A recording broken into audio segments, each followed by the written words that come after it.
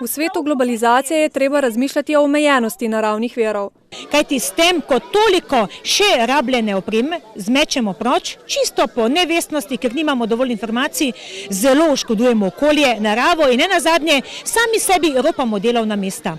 V centrih ponovne uporabe zaposlujejo predvsem težje zaposljive delavce. Se pravi starejši, mlajši, ki težje dobijo delo, pa različni ljudje, ki imajo različne deficite in na ta način dejansko direktno privarčujemo s surovinami, z energijo, z emisijami, ker jih praktično ni in ustvarjamo nova zelena delovna mesta.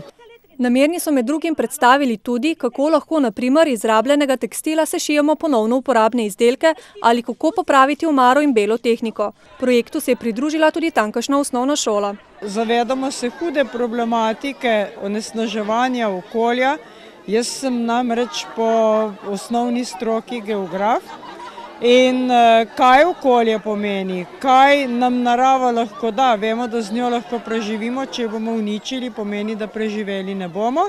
V tem duhu je treba vzgajati mlade, da bodo odrasli odgovorne osebe, ki bodo naredili kaj za lepše okolje, še dodaja.